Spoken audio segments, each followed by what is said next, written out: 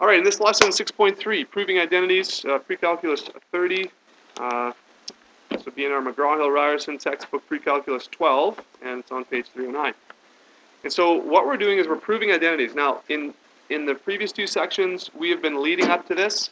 Okay, we have been transforming certain, trig functions like tan of theta, and we've been practicing rewriting those in different ways. Like, for example, tan of theta equals what? How can I rewrite tan of theta a different way? Sine of theta divided by cos of theta, right? That's one of our quotient identities, and that's we know is true all the time. So that's kind of one of the tools in our tool belt here in order to prove identities. So let me just talk about proving for a second, okay? When we talk about proving identities, I am not interested in solving an equation, okay? So we go back to our notes here. Proving identities, okay?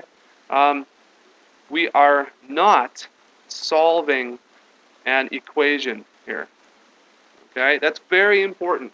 And why do I take the time to write that? Because in an equation, okay, like let's say we have some simple algebraic equation, okay, is 17. So we have some simple algebraic equation here.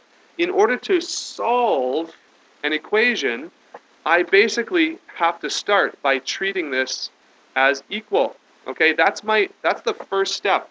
I understand that this is an equation. That means that I know at the very beginning that this is equal to this. And now I'm trying to find out what's the missing piece here. Okay? That is solving an equation. You assume it's equal. Then you find out all the missing pieces. Okay? But we are not doing that in this section. We are not solving an equation. We are, okay, not solving, we are proving, and not necessarily an equation, but an identity. Okay, that's what we're doing. We're proving an identity, which means that, okay, the consequence of that is we cannot assume that the identity is equal. We have to prove it. Okay? And how do we prove it? Well, here's an example that's not mathematical related. Let's say I take one of you in this classroom. Let's say I take Luke over there. Okay? If someone asks me to prove that Luke is a good guy, you laugh right away. Well, it's not supposed to be funny. Okay? I think Luke's a good guy. I think Luke is a good guy. Because I've seen him in many different circumstances and situations. I see him on the badminton court. I see him in class. I see him outside. He's been to my home. Okay? I've seen Luke in a lot of different ways. Now, I can go through the list and say, okay, here's, I'm not sure why I just did that. Here's Luke, okay? And here are my reasons that, okay, there's lots of them. Here's the reasons that he's a good guy, okay? I am proving it. Now, notice that I am not treating these as equal to begin, okay? There is no assumption that this is equal. It's like if we were in court and I was trying to prove that Luke was a good guy, I can't stand up there and say, well, listen, okay? Everyone just needs to know that Luke is an awesome guy. Therefore, Luke is going to be nice to people, and Luke is going to work hard, and Luke is going to this. You can't say that, right? You can't go into a courtroom and say, okay, we all know that this guy is guilty, so let's just say he murdered this person, and he did this, and he did... Okay, no, that's not how it works, right? You start with, I'm starting with Luke, and I am trying to piece together an argument to state that at the end, Luke is a good guy, okay? And I've proved that, okay? So you are assembling an argument.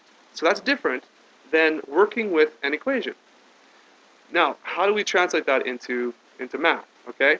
Let's say I'm going to give you an example right here. I'm going to say that 1 minus sine squared of x is the same as, or is exactly equal to, or is in fact an identity with this statement right here. So go ahead and write this down. Okay? I am going to have to somehow prove that this side over here, the left side, I'm going to have to prove that it is indeed in the end equal to the right side. Okay? So when we prove, it's like, I want you to think about this as two ledgers, the left side and the right side, and you cannot mix them up. Okay? In my argument that Luke is a good guy, I can't say that Luke helped an old lady across the street because I know he's a good guy. No, no. You say, over here, Luke helped an old lady across the street. That means, that's one of my arguments that means he's a good guy. You know what I mean? I'm not assuming he did that because he's a good guy. I'm saying I want to prove he's a good guy because he did that. It's different. So what that means is, and this is the bottom line here, you have to work on one side to rearrange and to manipulate and to rewrite this side of the equation, and then you have to kind of manipulate this side of the equation to make them equal the same thing at the end. Just like in my above example, Luke, okay, this is what a good guy does, and here is Luke. They match up, so I can say that I've proved that. Okay, see that? So you want to work only on one side of the ledger at a time, and I'll show you what I mean. Okay, so let me just clean up this stuff here. All right, so this is what we're working with. Now, what we've been doing is we've been rewriting the statements to make them look different, but we're using our identities to make sure that we're not making anything up. So 1 minus sine squared, if you remember from your Pythagorean identities way back here, let's go way back, roll back the tape way back here to 6.1. Look at this. Oh, where are we? Right here. Forms of the Pythagorean identity. Do you see something on this page that we could use to transform, let's say, 1 minus sine squared theta? Do you see 1 minus sine squared theta anywhere? Right there? Okay. So we had determined way back when, last week, that 1 minus sine squared theta is actually equal to what? Cos squared theta. So what you do is you use an identity, an already accepted proven identity, to rewrite this. So I'm going to rewrite this as cos squared of x, because this is a well-established identity in math. Okay? So there you go. Now, does this side now equal this side? Am I done? No, I have not proven that these two sides are equal yet. So I have a bit of work to do. Now, generally, I'm going to tell you a little later, a hint is to just work on one side at a time. But for this example, I'm going to work on both sides. It's not bad to do that. But I changed this, and now I'm going to work on this side, and I'm going to try to see what this will kind of boil down to, right? How can I manipulate this, simplify it, so that it looks like something on this side? So, what do I know? Well, sine times cos. Do I know, is this an identity?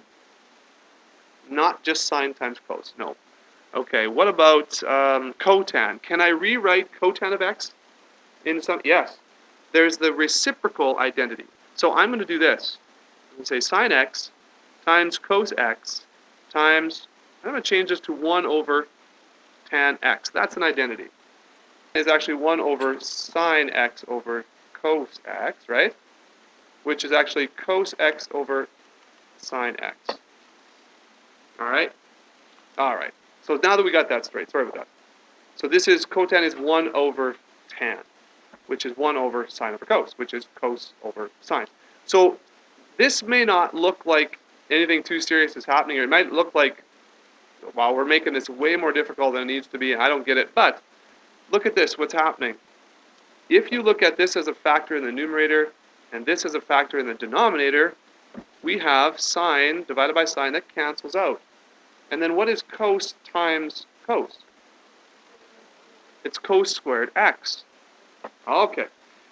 So now, if you see, as we manipulate one side of this ledger here, okay, this cos squared x is now equal to this cos squared x, and so therefore, the original statement is equal.